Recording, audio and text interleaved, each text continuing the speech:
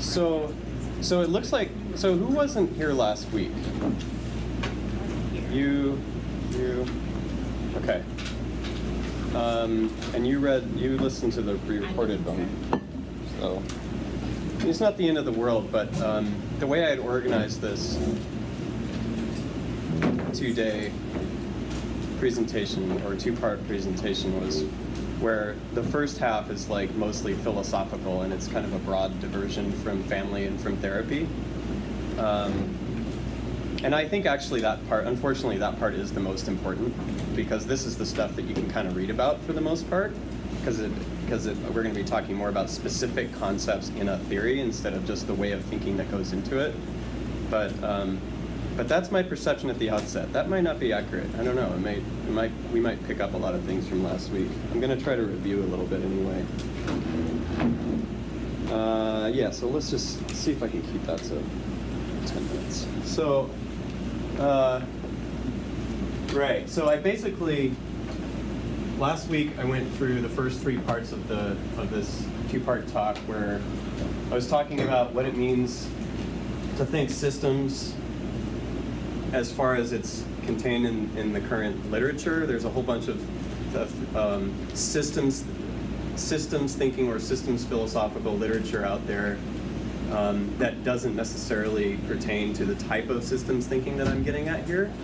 And so I made the distinction between systems thinking in general and then natural systems thinking and particularly what I mean by natural systems thinking as a perspective of looking at human behavior. And then I talked about what an emergent property was, which is kind of what you're after when you're looking at complex systems, natural or otherwise. Talked about some examples of natural systems, and then kind of ended and just basically touched a little bit about what this could all mean for the way we look at human behavior, which is really what the goal is, what my main interest is anyway. So today I'm going to review these really quickly, and then I'm going to focus more on a particular theory of human behavior that is a natural system theory. It's a system theory in the sense that it's a natural system theory. And then hopefully if I can get there by the end of it, I'll talk about what I'm doing now and hoping to do in the future in my career, which is developing a scientific model that describes how the family works as a system and accounts for and can predict, that can account for the mechanisms which describe the impact of family variables on individual health outcomes, for example, which is maybe not a goal for this lifetime, but it's a fun one nonetheless. So I'm going to skip through a lot of this stuff. We talked about, I just kind of did a little bit of a critical survey of the word system and how often we use the word system and how we use it in a lot of different ways, and when we do that it can lose its particular meaning in particular contexts, and I am talking about a particular context that it's used, and so I just made that distinction. This was all just my opinion basically on how we use it. This is an important quote from the previous one. The way a therapist thinks about what energizes or drives the process they observe in a family will govern what they address in therapy. Many family therapists, for example, talk about the family being a system.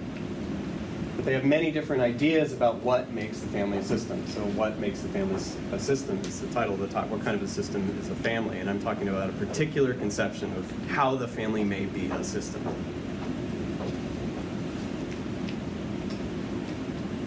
I talked about emergent properties that when you're... One of the ways that I'm framing the family being a system is as a complex system, which has a specific meaning.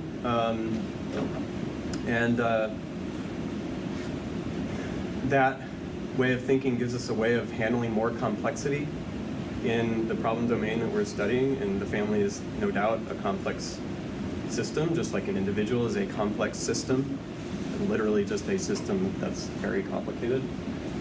But there's a particular aspect of complex systems that is an important object of focus, if not the object of focus, and that's what an emergent property, which is something, it's something that emerges at the level of the whole that cannot be evidenced in any one individual. And I gave the quick example or the simple example of if you took a car into the past and had someone explain to you the whole of which that was a part and its behavioral characteristics, they wouldn't be able to do it because they need all the parts to be able to tell you how a car drives. And so I'm holding this up against the way that we think about family, in the sense that let's just say there may be things that occur as a function of the whole that you can't learn about by studying individuals in isolation, or even dyads in isolation from the whole. How you define the whole is another question, but I gave an example of a basic chaotic system. I'm not going to get into that this time. Watched a video. Different responses to each other. But I'm not going to do that. But basically, a video of a researcher who is studying lots and lots of species studying the behavior of many different species through the lens of systems biology, which fundamentally, whether it's in an individual or in a cell or in a collective, a social collective, fundamentally assumes that, or looks for patterns of behavior or patterns of individual properties which must be researched at the level of the group. So if we're talking about, well, I got a great quote about cancer actually that's coming, but if we're talking about the malfunctioning, let's say, of an individual part of a system, then this way of thinking is going to say, well, what is it in the malfunctioning of that part that is impacted more by the aspects of the whole in which it is contained? Just the same. And actually, I'm just going to jump ahead to that quote now. La la la la, color.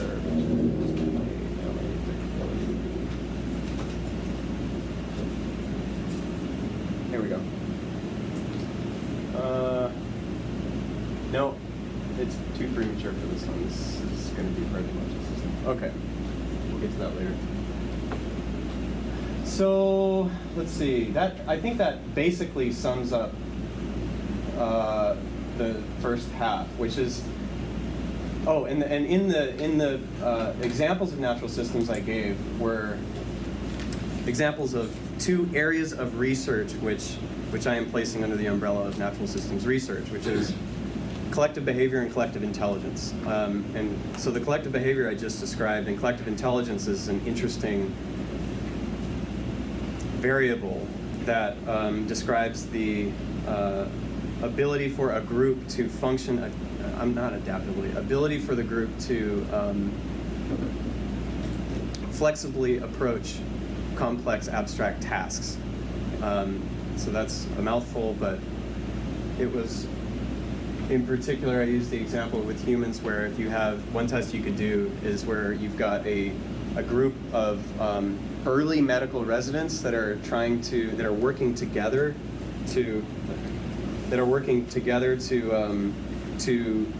come up with a diagnosis for a specific case where the diagnosis is known.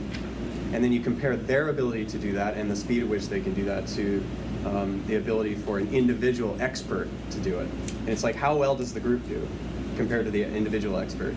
Is it better at all? Is it correlated with individual intelligence? What are the factors that make that collective more able to accomplish that task? For example, gender differences. Women work together, are more agreeable and work together, for example. And so that is actually a major factor in certain kinds of collective intelligence tasks. Anyway, so the point is, so I went through all of these examples of natural systems, not necessarily to point out specific concepts or theoretical concepts that pertain to humans. So I gave the example of these fish models that we know some interesting things about how fish behave as a whole or the individual variables that each fish follows that generate these really interesting behaviors that you can only see at the level of the whole. And that's a specific model for a specific species that talks about the way in which they maintain proximity to each other. Now the theoretical principles that guided that research are kind of more what I'm getting at here. It's the way of thinking about interactive processes and interdependent processes in nature that are mostly transferable to humans. Now there are some concepts in the models for those other species that transfer. For example, the balance of individuality and togetherness is pervasive in biology. But it's important not to get too locked into the specific content of the theories across these domains, and more into the way of thinking that's guiding the way that we think about ourselves, the way that we are a social species. So that can cause some confusion. Okay, so I think that's good. Let's see.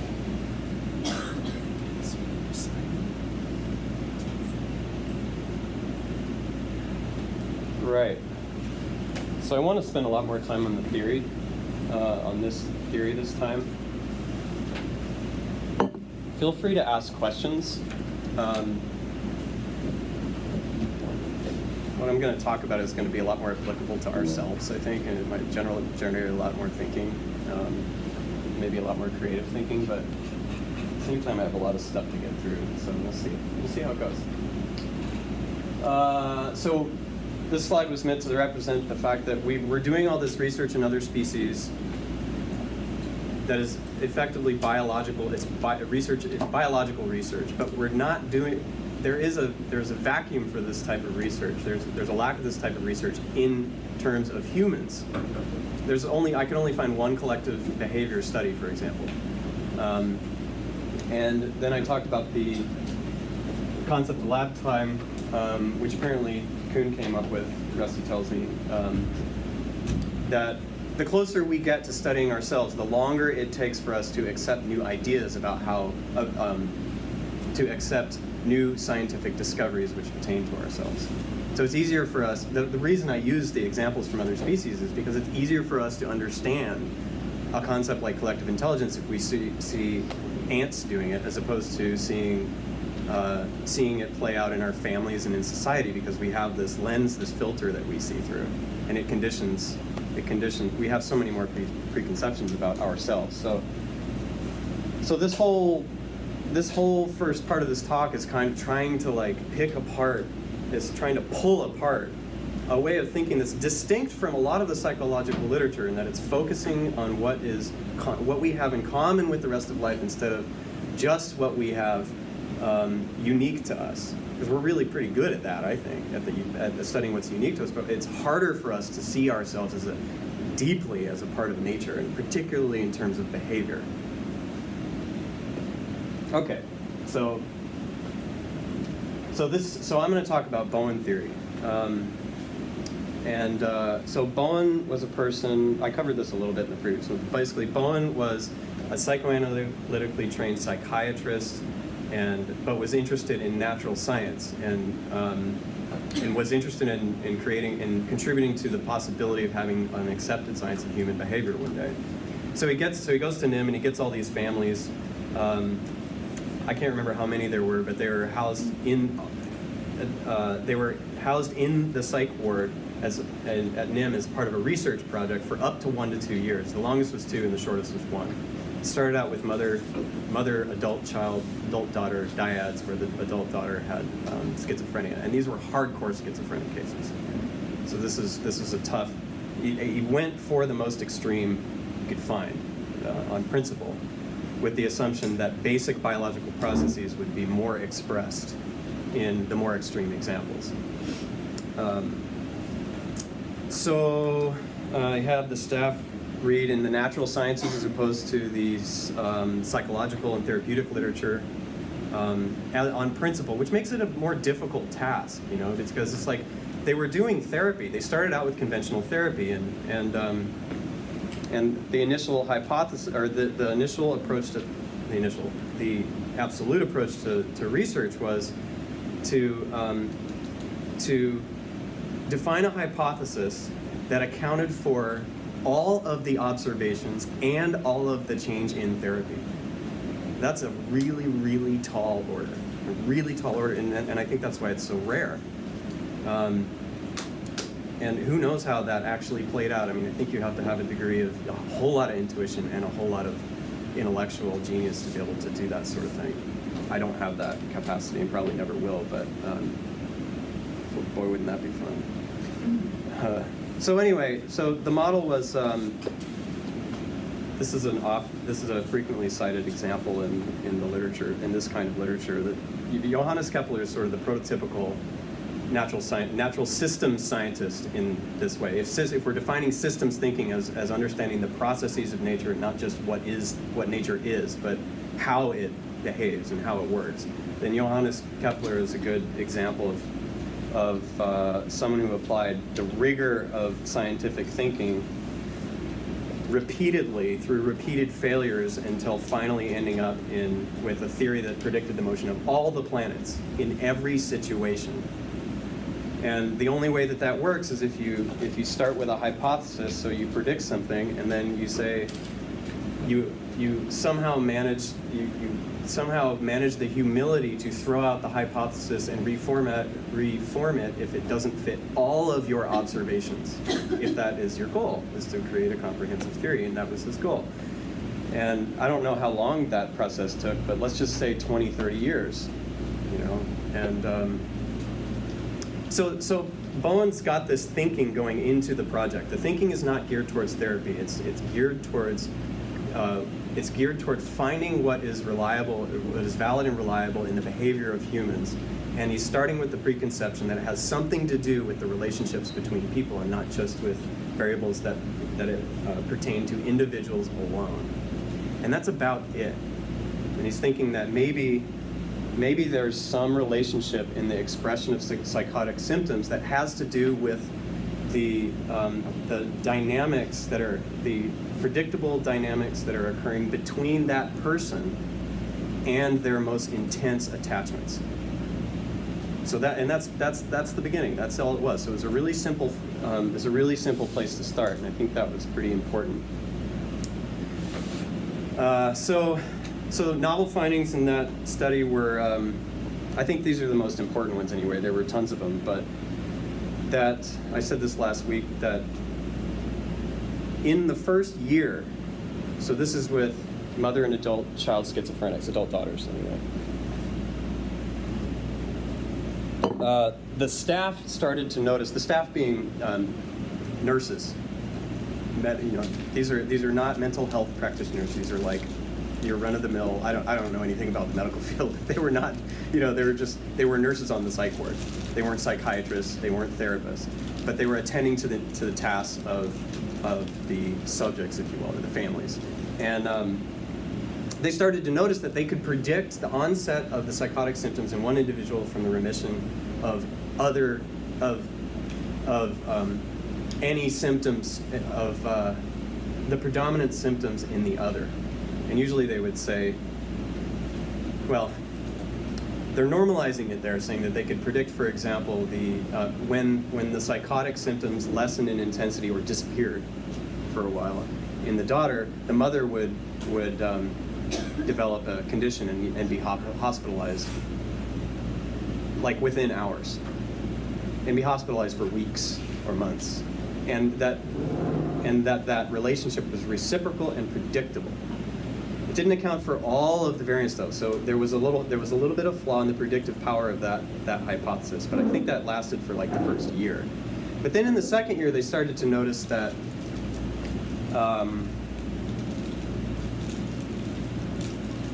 no, I got it wrong.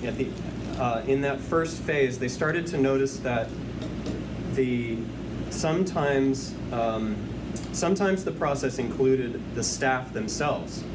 And that is when, so the reciprocal push-pull of symptom expression would look like the mother would fall into an inadequate position in the sense that she wasn't able to take care of herself and needed help. with whatever it is. I mean, I'm speaking very broadly here on purpose because these findings are pretty broad, actually. And so then the daughter would get into a caretaking position, and you could track that verbally. You know, they would talk about how the mother needed help with such and such a problem that she wasn't able to take care of on her own, such and such medical symptom, for example. But they started to notice that, well, and then the one with the symptoms would have more symptoms, and the one who was in the helping position would have like a complete remission of symptoms. But sometimes one of those two would pull in staff in this in sort of a support role when the tension would build between the dyad to where that original dyad couldn't contain it for whatever reason, because these are very, very intense, tightly fused relationships. Then one of them would not be able to take it first, and then they would go look for help from somewhere else in order to manage their relationship with the original person. So let's just say the mother would go find a nurse to sympathize with her about how sick and impossible her child was, and then the child's symptoms would explode, and vice versa. So this isn't something that's just contained as psychosis. It was a universal process that would happen. And so over time, you know, the people who are managing the project and developing theory are like, well, maybe we should start telling the nurses and the therapists, the social workers, et cetera, to try to stay out of the actual content of the dilemmas that these families are in.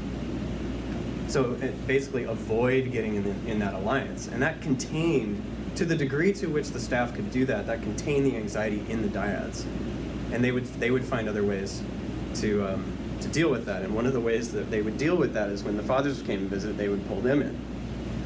And so what this is saying is that the variance in the symptom expression was mostly accountable by the transfer of anxiety between the individuals in whatever particular system you were talking about, whether in the moment it was mother-daughter-nurse or mother-daughter-father. That someone would be on the outside and two people would be on the inside. That's a huge discovery. That's huge. I mean, if you really get into that and think about that, it stands at odds with a huge part of the way that we formulate mental illness as an individual phenomenon. And even if we know that the family is important, that there are ways that we still tend to, without even knowing it, think of it, formulate it as an individual phenomena and pursue treatment and intervention, quote intervention, as an individual remedy. So that's just one of those questions that I'm kind of raising with this, is like, how are those preconceptions functioning, and what can we learn from this stuff that can help us question the way that we think about this stuff?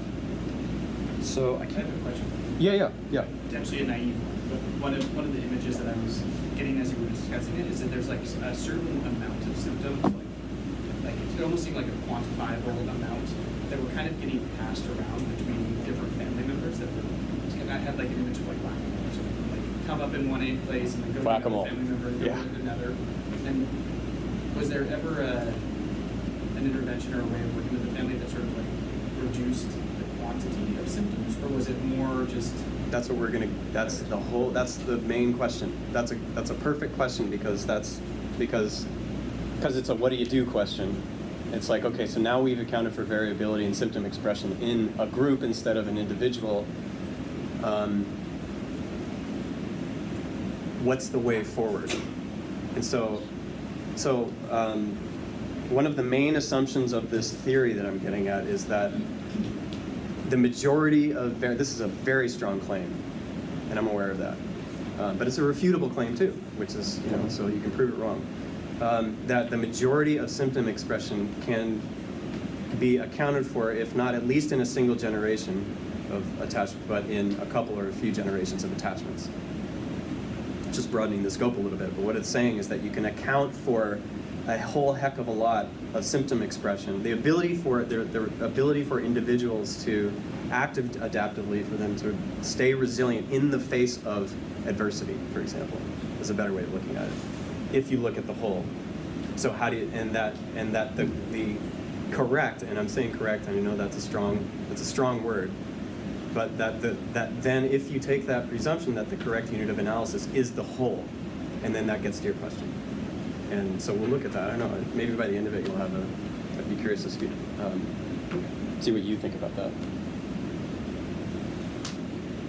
Okay, so at this point I was trying to figure out how I would get into specific concepts. I think this is probably as good a spot as any. Patrick? Yeah. I have a question about the last comment on this slide we were just looking at. Yeah. Can you? Yeah, I'm going to get to those, and Okay. this is where I'm trying to figure out. I think what I'm going to do is leave it here for a second, and then if you can just hold on to it. So that was, yeah, the theory development. Okay. I'll try to remember that. Interrupt me if I don't come back to it in like 20 minutes. Okay. Because, yeah, right there. Okay. So in terms of specific theoretical concepts, so there's 8 concepts in Bowen theory. And the emotional system in there? Yeah, it's actually nuclear family emotional system, but a few of them are evident in the first two line items in this slide. So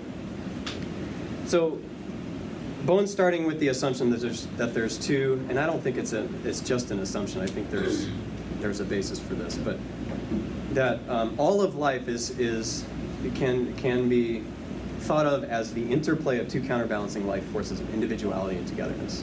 That all species are species because they evolved basically together as a collective pattern, more or less in conjunction with their environment, but that all species are inherently social by virtue of their reproductive capacity, and that all species are trying to maintain some degree of proximity, however you may define that proximity, as physical space, or in this case it's going to be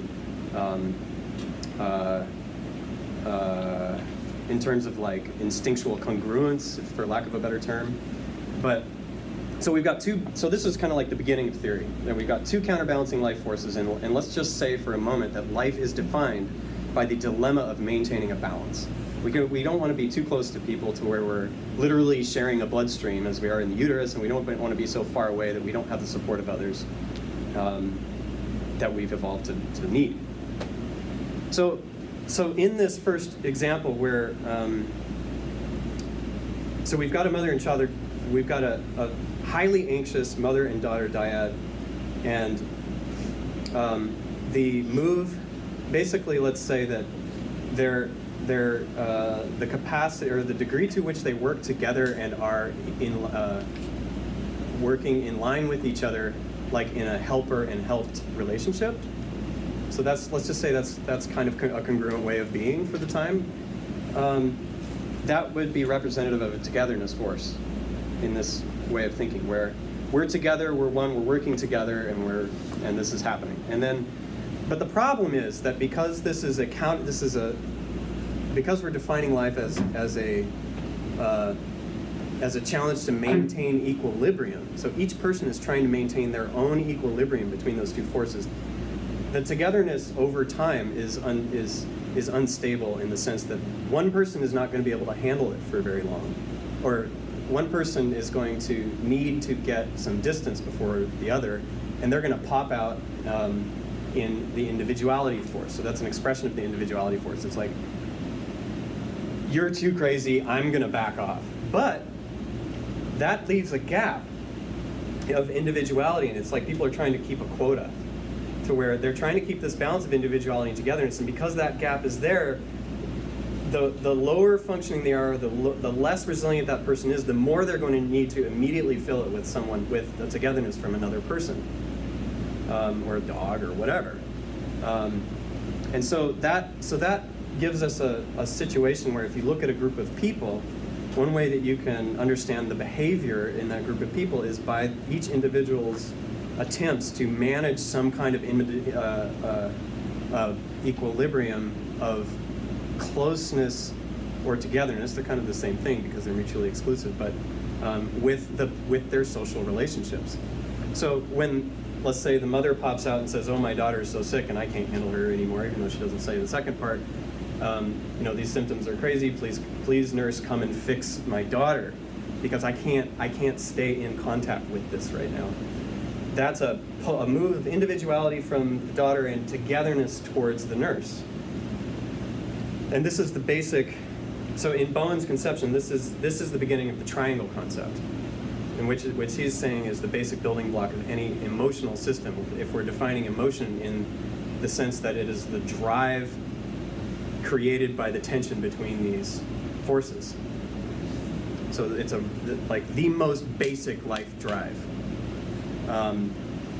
So we've got a triangle there, and the triangle works in this system works where there's always one person on the outside and there's two people on the inside. The two people on the inside have a togetherness, and the one on the outside has more individuality to the others, but even though they may be pursuing it in togetherness. And when so this is by definition an anxiety-fueled process, and it's a process that is never ending, but it is more or less pathological depending on the level of chronic anxiety and the level of acute anxiety in the situation. So, and the fathers are involved in that, the nurses are involved in that, the social workers can be involved in that, the judicial system can be involved. Nations can get each other at each other's throats by the same process. So it's something that this is a concept that scales. And then Jen, I think you asked last week about triangles inside the individual unit, which is an interesting philosophical direction to take it.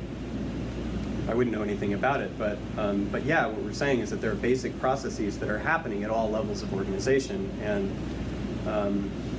this triangle, this triad as just the group of three, but triangle as the process is something that there's a base, that you can make an argument that it exists in all species. Did I give the amoeba example last week? Well, if you weren't here, the amoeba example was that it doesn't pull out the triad necessarily, but if the triangle is the mechanism through which the whole regulates its individuals, we can get into that in a minute with the emotional system concept, then it's interesting if you look at amoeba, to where there are certain individuals that are more reactive and more dependent on the social environment, the behavior of their peers, and those amoeba secrete their reproductive pheromones? Anyway, they secrete pheromones at a higher rate, they mate faster, they die earlier, and their material constituents contribute to the dead stock of the next generation quicker. They all do that, but there's variance in the degree to which some participate in that process at a more rapid pace. So, and then you can find triangles pretty easily in primate groups. You can find them in you can find them if you look. There's a really great paper on that if anyone's interested. Yeah. And you don't have to go off on it but I'm just curious, because the triangle here you talk about specifically in this type of configuration where there's anxiety in the system. Where is that exactly? Yeah, the triangle is also a creative force, right? So that's right. That where there's emergence from this system, is that correct? That's right. And also, my other question is, for Bowen, did he talk about a shift in consciousness or reflective capacity within any of the individuals in the system that would bring the system? Tell me what you mean by shifting consciousness or reflective. Well, you mean the ability to observe and be thoughtful and mindful? Reflective capacity. Absolutely. He did talk about That's like that. the main goal here. That's the main goal. Yeah. Hopefully I'll touch on that again, but that is the main goal, and that's actually the capacity to do that is defined in I think, relatively specific terms in this theory as the core construct of the theory of differentiation of self, which has its own concept. Yeah, it's a really sophisticated term. It's a biological term that's really sophisticated, and then he kind of took it and applied it to humans within the family. So, yeah. I have another question. You were talking about how the way that the triangle gets formed and the way that the tension between the togetherness or closeness and individuality is more or less pathological depending on the acuteness or chronicness of stress. The sum of the chronic and acute level of anxiety. What is the origin of that stress? Is that from, are you speaking about the family sort of being in a context in which they're just enduring life stresses, or are you seeing that stress as sort of originating from the difficulty in balancing the tension between closeness and Both. I mean, what I'm saying is that life is fundamentally a tension between two counterbalancing life forces. So we've got tension, life as tension, and then for the second part of what you said, yeah, it's a combination. You know, it's complicated. So let's try to get through the three concepts from this. So we've got a triangle, basic process as a function of as a mechanism through which a system regulates its individuals in order to produce a more adaptive system. So if a system is a set of interlocking triangles that persist indefinitely, but get expressed more or less depending on the situation, then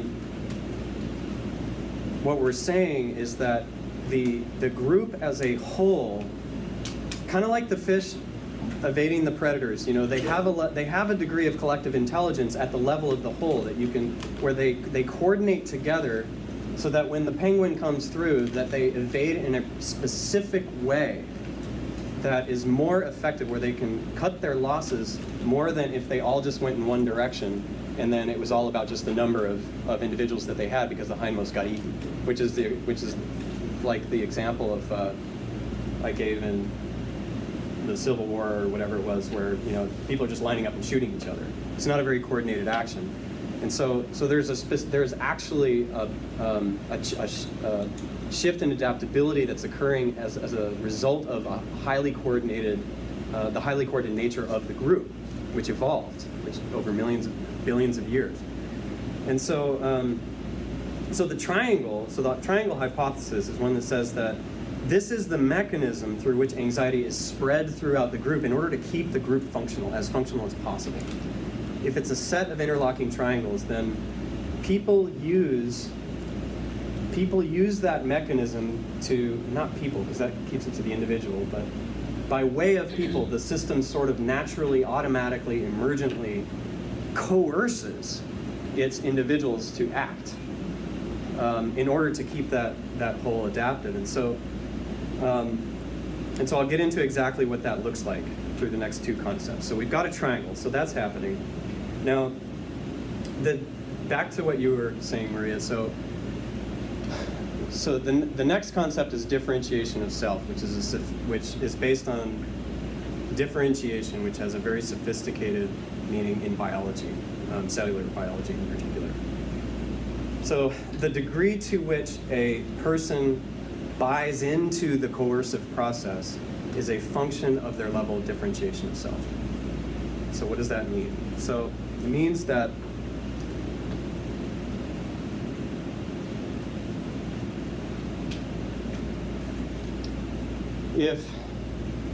so let's take a step back into cellular biology, where the definition of the term differentiation is the process through which individual cells specialize. Okay? So it's the process through which a stem cell turns into something else, for example. It's easy to construe this as an individual concept, as something that pertains to an individual, because it does, but it only works but it requires, it's something that occurs in relationship to the whole. You can only specialize if there's other individuals you're specializing in relation to. And as we know from looking at ourselves, it's so great that we have all these different pieces and parts of ourselves, because it allows us to exist in a broader range of environmental contexts, you know? I can be an athlete and I can be a scholar because I have this crazy sympathetic nervous system, and I also have this amazing neocortex. They have specific functions. So let's say differentiation is, in terms of the whole, is an increase in complexity by virtue of more kinds of, simply by virtue of more kinds of components, and an increase in coordination between the components. So it's easy to do one or the other. Like complexity without coordination is a crazy crowd, is a mob. Very, very complex, totally uncoordinated. In fact, a mob we're giving it one name because it kind of can only do one thing, and that's like scream, figuratively speaking. So there's a balance between it. So coordination, total coordination with no complexity, is the firing line in the Civil War. Am I getting that right? Is the Civil War or the Revolutionary War? Were they more sophisticated in killing each other by the Civil War? I don't know. But that's coordination with no complexity, let's say. Okay. So this is a sophisticated term, and I started thinking that this is breaking from theory and getting into my own mind a little more. But I started thinking that this is something that actually you can find in a lot of different domains, and I can't remember if I gave the software example last year. But so I've been a software developer for some time, and I noticed that I always start out building something. If I have this huge lofty goal of this amazing complex thing that I'm trying to build, it always starts out in this prototypical phase, and it can do like one thing and then it breaks, you know, and it can't really handle very much of a load of about one thing.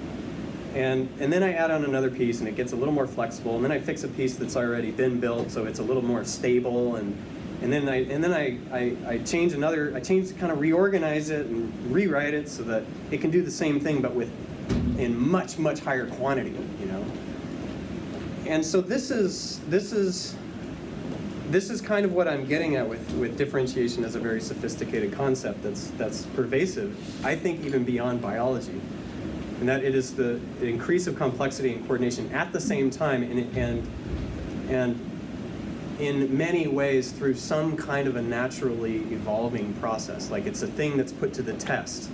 It's not something that just designs itself from start to finish. Let's say an organism designs itself from start to finish, and now we've got Homo sapiens, and it can do all these amazing things. It needed pressure from the environment through an iterative process to get it there, and you add on one little piece at a time of functionality to get there. And so, okay, so differentiation in general is a pretty interesting term, and so what Bowen is saying in terms of people is that differentiation of self, so differentiation as it applies to people, is the maturity variable, basically. It's the core construct of this theory. And it's so sophisticated that it's hard to put it into words. So I can give you not a very nuanced definition, like a one-liner that I tend to use, which is the ability to think, the ability to dynamically shift the balance or choose between thinking and feeling in relation to the group context as anxiety increases. So what does that mean? So it means that the pieces that make you up, and if we're talking about human behavior in particular, let's get out of the distinctly universal and go into the specific for the human for a second and say that the distinctness of the hemispheres of the brain, to oversimplify it, the ability for the left brain hemisphere and the right hemisphere to function, to carry out their functions while in coordination with each other. And I don't like necessarily saying integrated, because sometimes that means they are one, but that it's both and, you know? So it's the degree, I'm just saying it's the degree of complexity and coordination of that individual in context with the emotive forces in the group. Emotive as in the root for emotion. Okay, so the ability to think and feel, the ability to choose between thinking and feel as anxiety increases while remaining in contact with the group. That's like the shortest and least nuanced way I can put it, but it's one way to put it. So does that have some relationship to a healthy attachment where you can act and feel simultaneously? And is that the same foundation, and that right. goes back to this individuation, which then affects the whole dynamic? That's right. One of the reasons I put the collective intelligence concept up there was because and Adam and I were talking about this just a little bit in supervision yesterday, which kind of solidified the words in my mind, so that's great. But the collective, one of the most important factors that impacts collective intelligence, so the ability for the group to do a specific task in a more adaptive way, is the ability for individuals to be individuals in order to contribute to the group in a more effective way. And so this is, and that in the examples I gave, it's for those individuals to go out and strive on their own and contribute what they have gained individually to the group. And the more diverse the sample of contributions, the more adaptive the group can be. And that's neither individualism or collectivism, you know, because it's both and at the same time. So it's a little bit more of a sophisticated way of thinking about it, I think. So it's really reflective, too, of what's being found in brain development and in infant development, because in the prefrontal cortex, right, the whole idea is that you're both, that development involves the capacity not only to think, so to speak, but to collaborate, to cooperate. Yes. But the fact that we're moving in the direction of more and more complex cooperation. Absolutely. I think that nails it. Yeah. I mean, it's, you know, you can't just think or you're a machine. You need to feel, because that's what gives you that's what informs you about the social context. That's what gives you the information you need to coordinate, or that's one of the things that it does, you know. So it's really this kind of more sophisticated integration, I don't have a better word for it, of the two. And the question of, especially when we get into some other concepts, the question of comparing attachment constructs with these constructs is a really important one, especially because there's a heck of a lot more attachment literature than there is on this particular perspective on family systems. And that's an interesting discussion. Maybe it'll come up, we'll see, but yeah, we'll leave it at that. Yep. What's the latter half of your definition?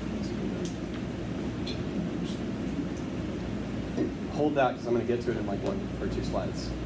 Yeah, I actually have like 4 slides with quotes, because it's that's a core thing to be able to grasp, and it's hard for me to explain it accurately. But well, maybe we'll jump to that now, actually, because that makes sense. So the most fundamental and most universal concept that exists in Bowen theory, which actually applies to all of life directly, is the concept of the emotional system. And in the context of family, we're taught it's actually nuclear family emotional system, but it's predicated on the assumption that there is a basic principle of organization that exists in all of life at all levels. And it is, and this is a vague concept because it's so universal, it's hard to put it down in one line, but effectively what it's saying is that living systems, and to a degree non-living systems, emerge as the reciprocal interactions of emotive forces or emotive character. That emotion is, you can say it's synonymous with instinct, but more precisely that emotion is a call to action. It's emotion, okay? Not necessarily feelings. There's a relationship there that I can get to in a second, but that emotion is a call to action. And that this is something that all of life shares in common. And that not only that, but that all of life is organized through reciprocal systemic processes. So if you've got a plant that moves chemicals around within itself, the movement of those chemicals is an emotive process, an emotional process in this context. So this is a really, really deep way of looking at that. And later on, I can get to how feelings are kind of the conscious part of that in humans, let's say. But for the second, let's stay with emotion as a basic emotive character that defines life. You know, a rock doesn't have this necessarily. No, I'm just going to say a rock doesn't have it, because it doesn't I think necessarily, but that's just makes it too complicated. So this is from Michael Kerr. This is basically the most comprehensive and well-organized book on this theory is Michael Kerr's Family Evaluation, which he mostly authored by himself, but has 2 sections by Bowen. So he's saying, an example of emotionally determined behavior in a lower animal is the activity of a highly stimulated horde of soldier caste ants, vigorously responding to intruders into their colony. The ants neither contemplate the meaning of their actions, nor harbor strong nationalistic feelings. They simply act. Another example of emotional reactiveness in a lower animal is the teeth baring of a male baboon in response to a stranger. The automatic movement of a plant, a barnacle, or a moth toward a light is another emotional response. So we're talking about the most basic possible, we're trying to get at the most basic possible definition of life as behavior, as action. And that the family is an emotional system in the sense that at this level, there is a highly integrated and coordinated and predictable process through which that group is a system, and that it has a specific function that has to do with the adaptability of that group. So it's like a guidance system or a regulatory system, and the mechanism through which it works is the triangle.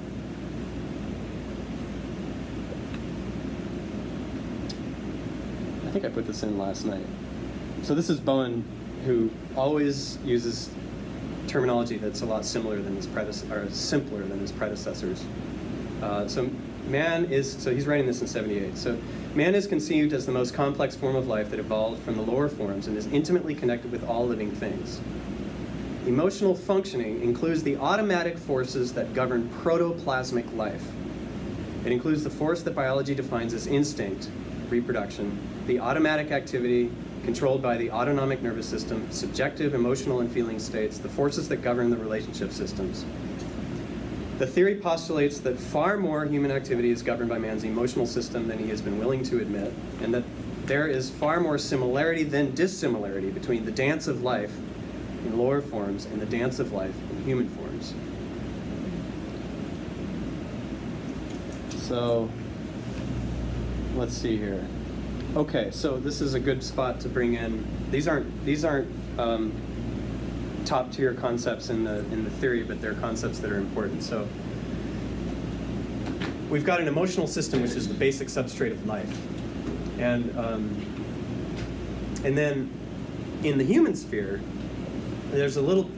It's not necessarily a stack, but it's like we've got the emotional system, and then there's the aspects of the emotional system that are conscious. Is going to fall under the feeling system, and the feeling system, like I said, is the system.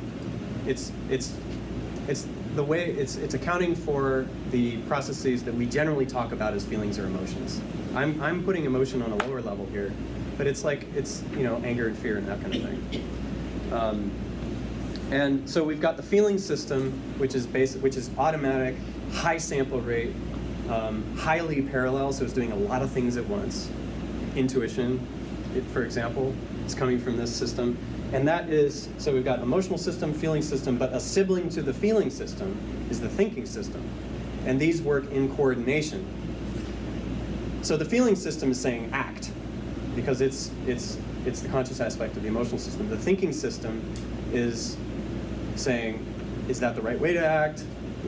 Can I do some discernment, and can I actually have some reflective capacity to be able to interpret and coordinate the calls to action coming from the feeling system. And what Bowen is saying is that our basic challenge as the challenge to differentiate self. Okay, so that's the basic challenge, and that is a process through which we manage to. We are fundamentally more driven by the feeling system. Okay, so they're not perfect peers necessarily. That we've got a section of ourselves, the thinking system, that's newer, and that the older system is more in charge. Okay, and that you can have, and the balance. The goal is to be more balanced in the two. And so you can have an overthinking response to something that is driven by the feeling system, for example, in the intellectualization defense in psychodynamic literature. So that's a feeling-driven thinking response. Okay, so you want thinking to be informed by, but not dominated by feeling, and vice versa.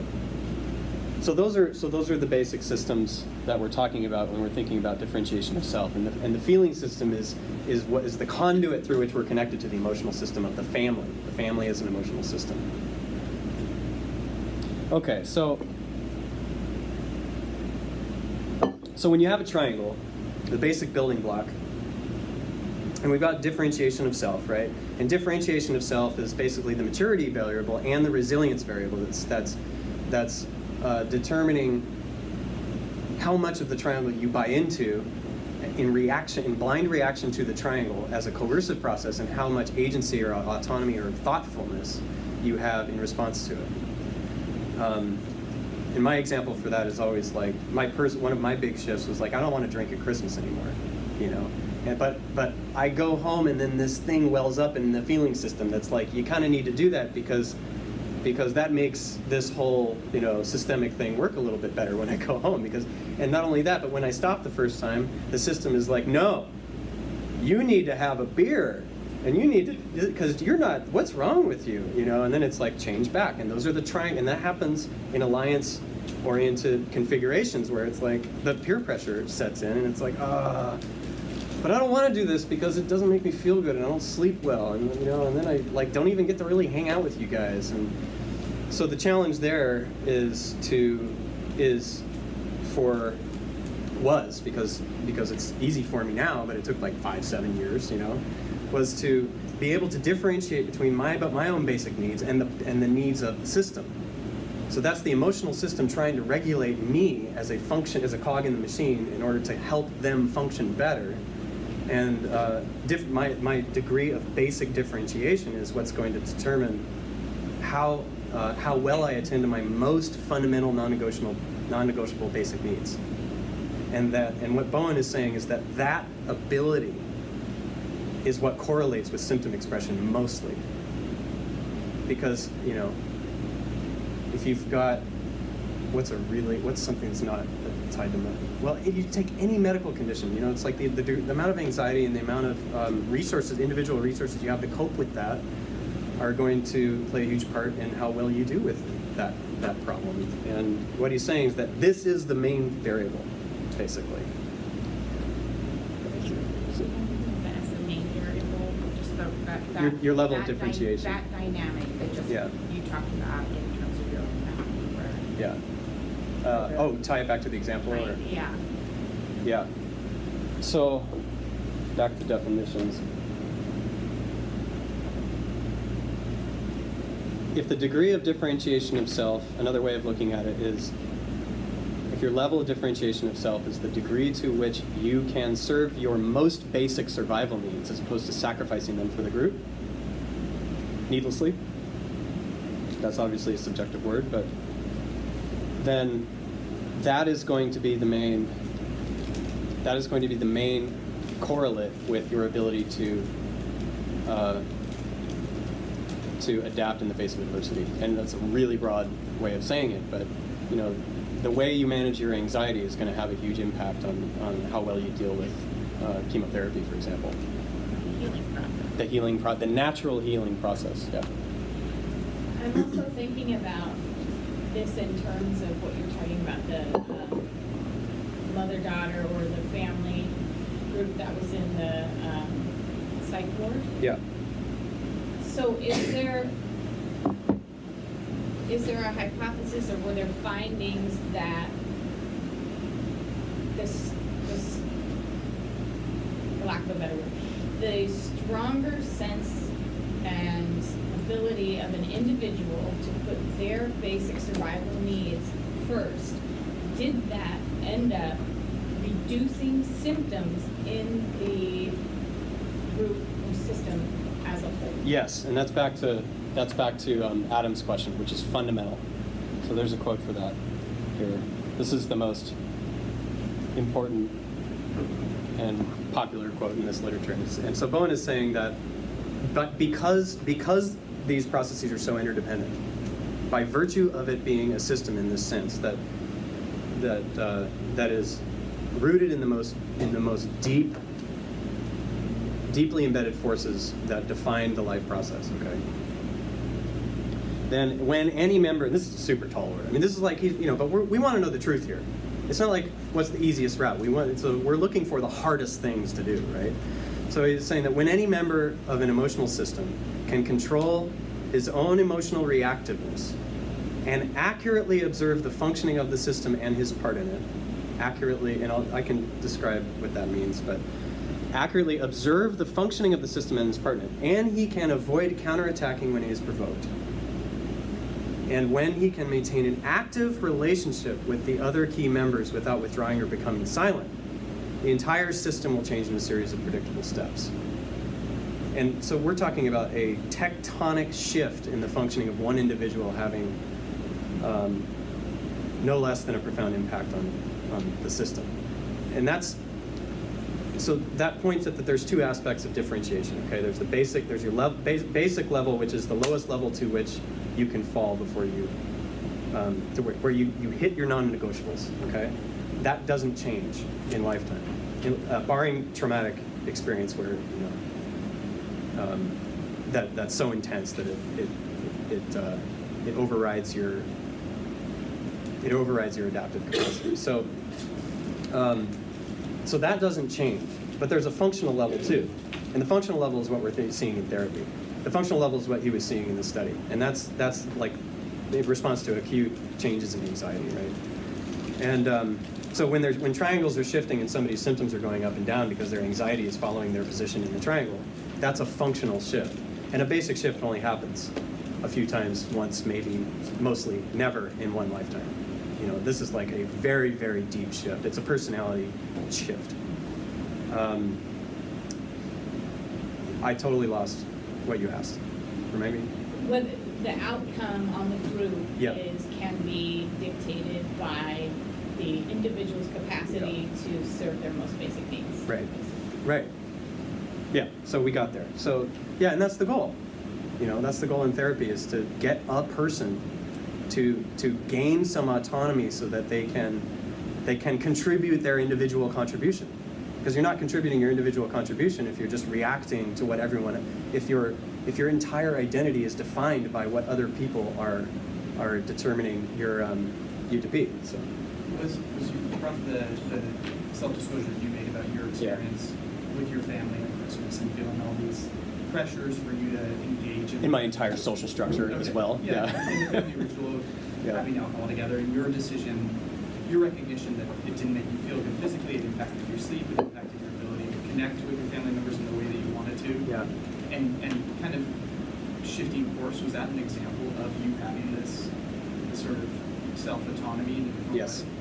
Absolutely. Yeah. Would you be willing to share, and only if it feels like something you want to disclose, but what you shared to me initially it made me think that the rest of the family got more stressed out in relationship to that. Was Exactly. What the hell are you doing, Patrick? Exactly. Was there a long term at first, and then That's wondering, right. was there a positive shift in the family system from that move towards personal autonomy? Yeah. So I have two my parents are divorced, and that was a problem more in my father's side. And after I withstood the false threat of the change back move that most people, at least in my perception, everyone was making, but I'm sure it was a minority.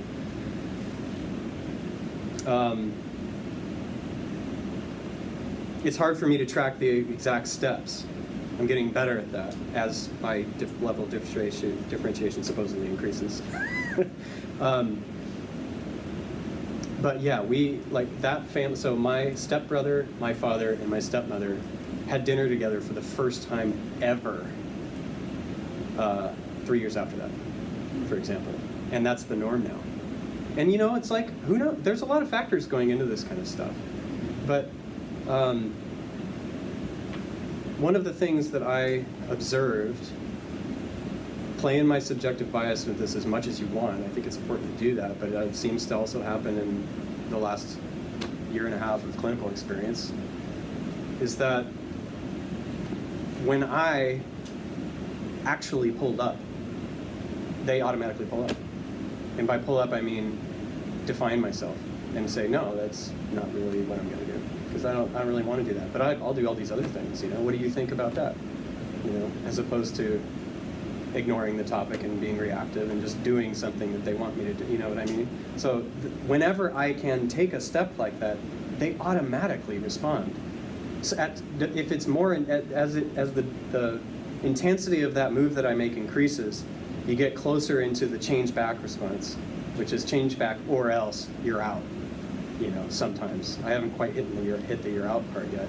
But different. One of the things that goes into the definition of differentiation is the ability to perceive false threats versus real threats, which is obviously a big part of anxiety. And the change back response is a false threat so long as you're serving yourself in the right way. And it doesn't matter if you're correct about the content of your move. All that matters is you make the move against your entire evolutionary history.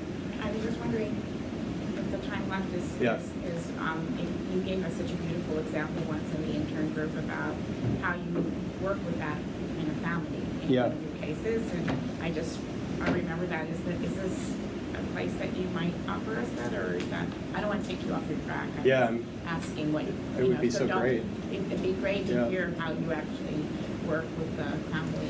Exactly with this. That's right. And we've got like 15 minutes, so I went way under time last time. I thought that was going to happen again, but I didn't cover nearly the things I wanted to. So I'm going to go back to this slide because it ties into that.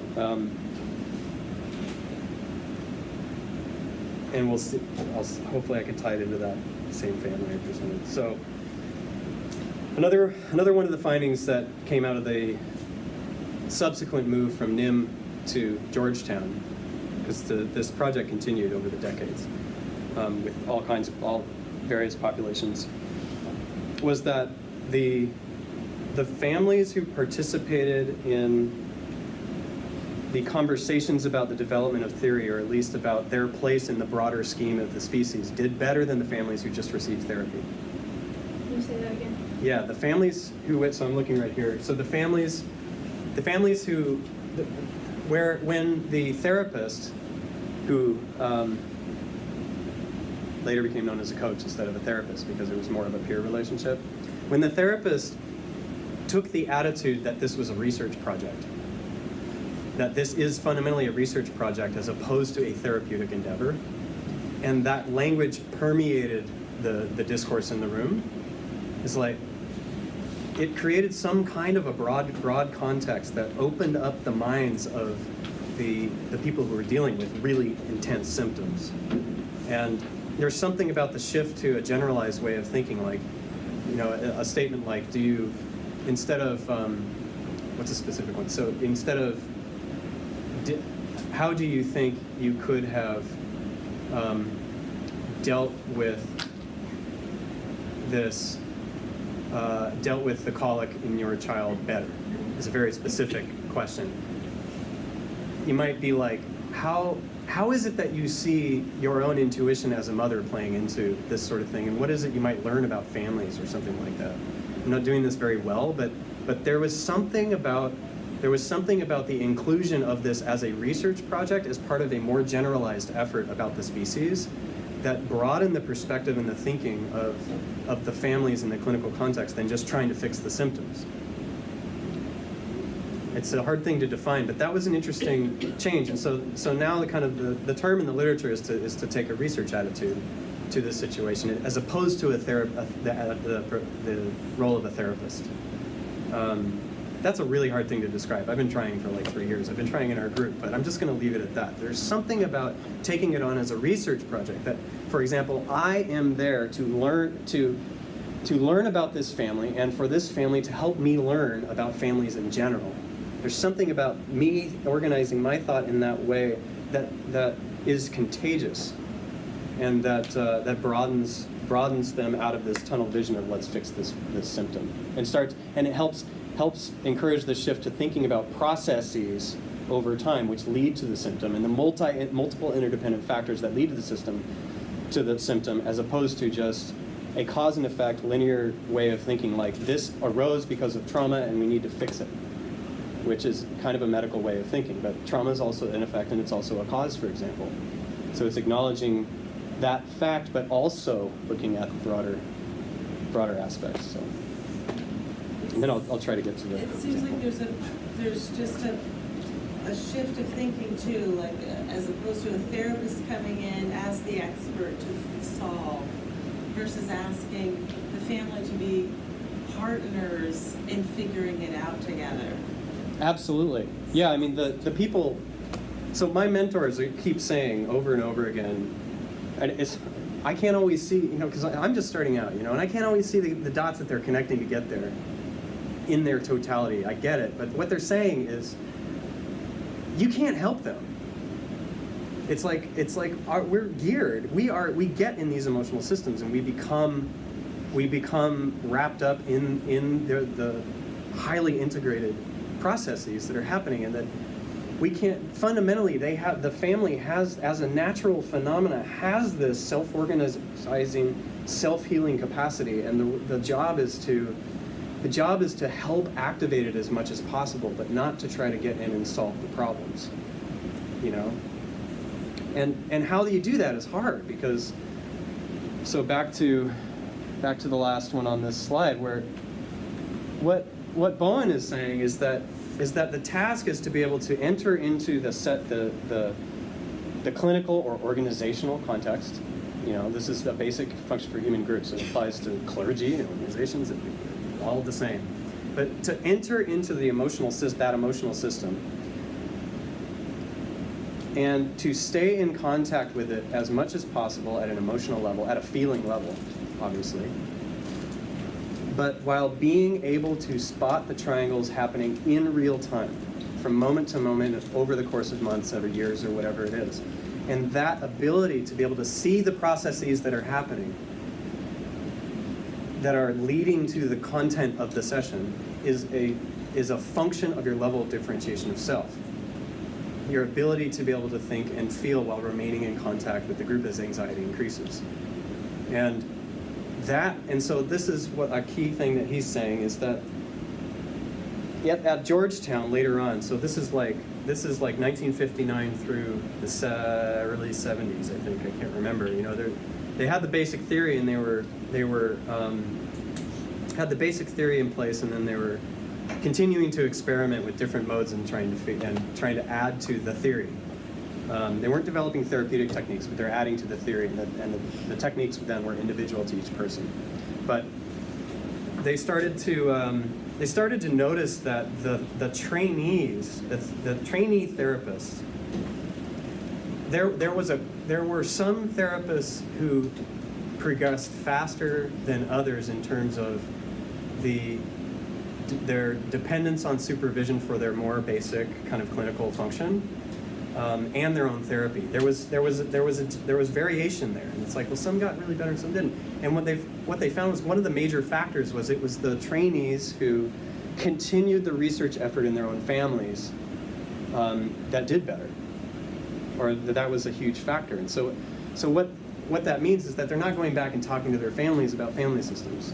It means that they're continuing their own effort at differentiation of self within the family system. By learning about the longitudinal history of the family and trying to be able to spot the triangles as they're happening in the most intense concepts. I mean, funerals, marriages, weddings rather.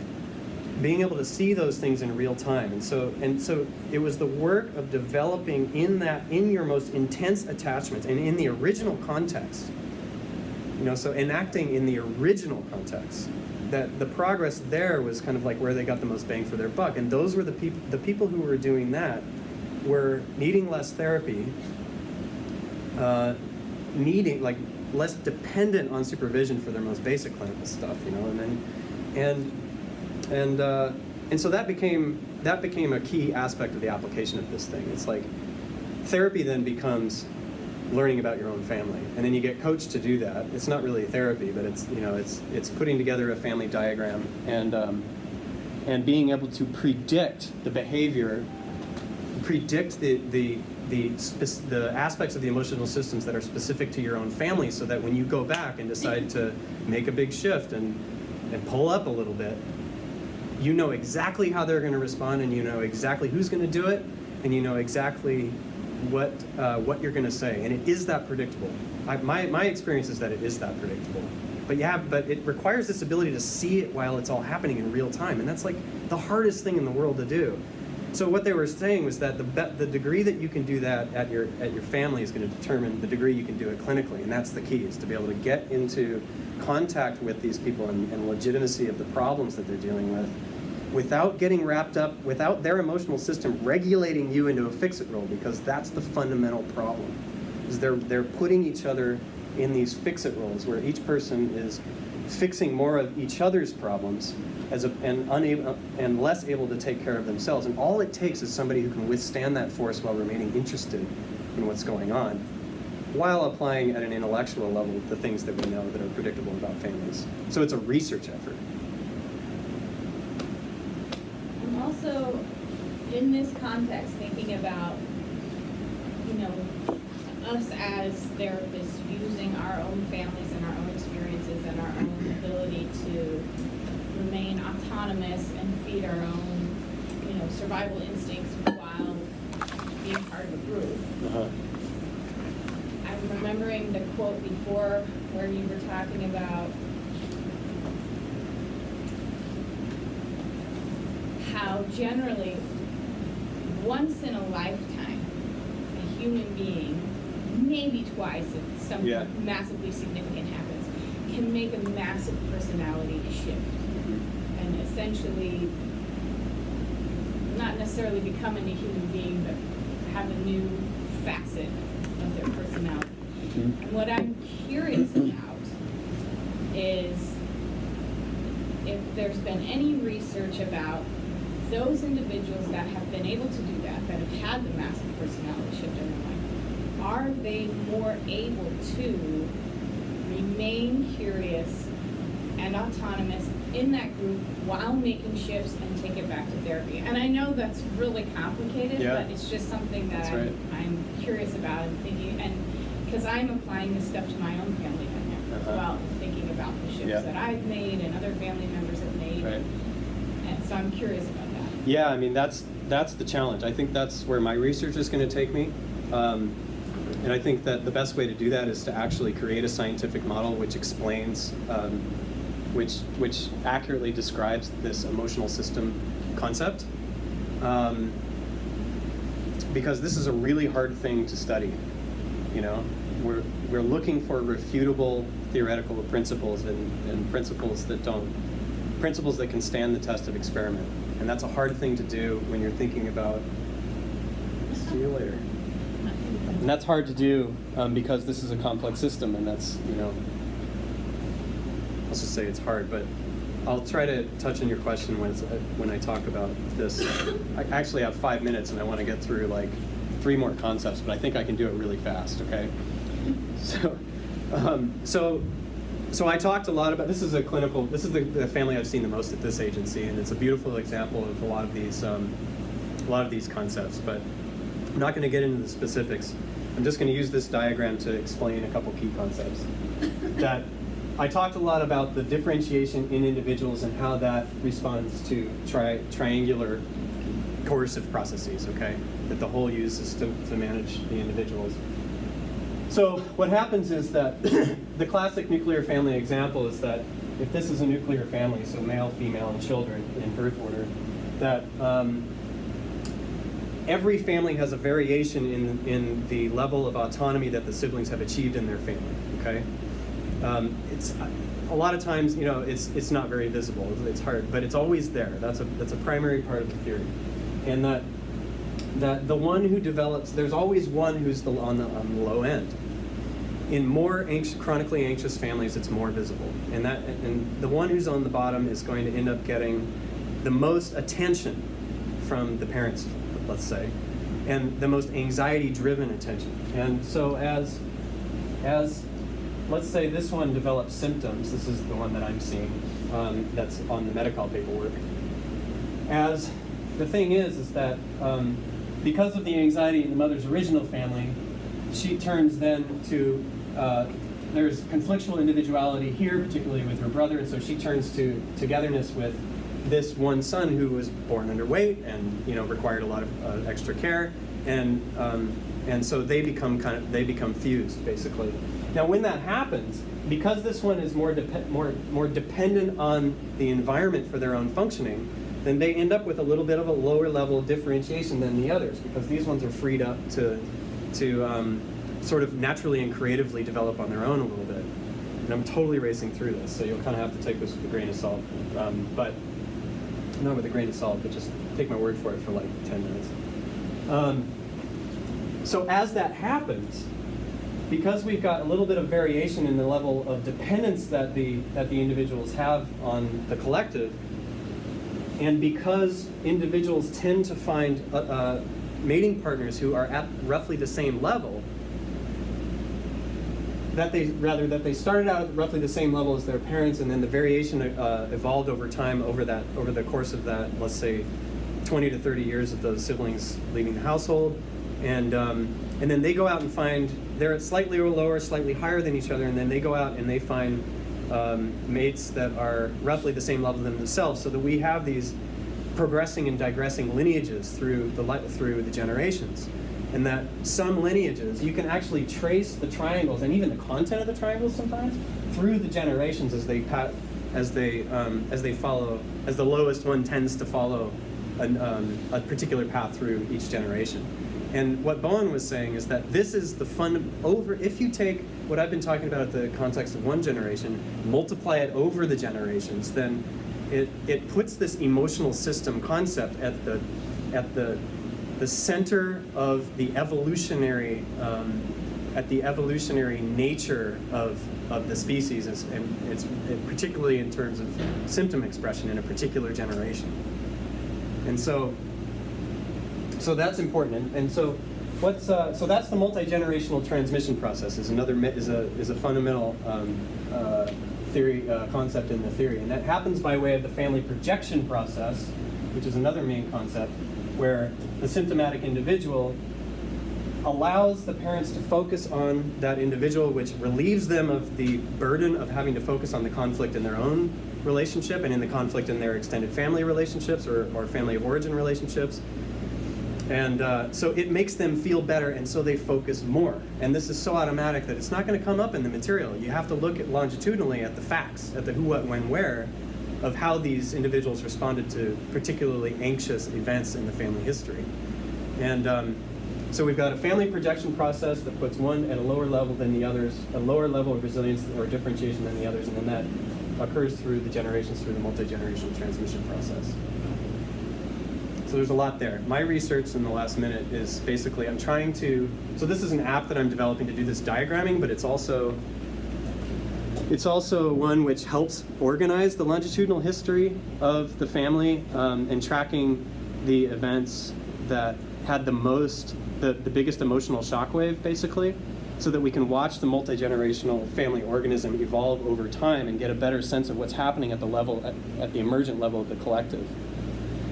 And I'm working with my mentor on a system over here on the right, on these 3 variables that account for all the concepts in theory and allow you to track the expression of a symptom in an individual as it relates to these predictable processes in the broader system. And that hasn't been there in the past. That's I think what has to be in place in order to be able to do the kind of research you're talking about, to say, is this all BS or not? Actually, not just anecdotally, but actually. So what I'm doing is I'm working to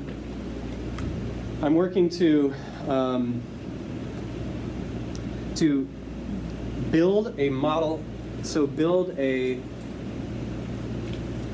on the family diagram concept, which was originally created by Bowen and later became a genogram to account for sociocultural variables, for example. But the family diagram concept is originally made to account for triangles and account for emotional process in the family, and it was the original sort of scientific model that describes how this system works. And so I'm trying to develop a model that can, based on past data and based on what we know about the shifts of individuality and togetherness between the individuals, can predict the processes that will occur in the future when the next emotional shockwave hits.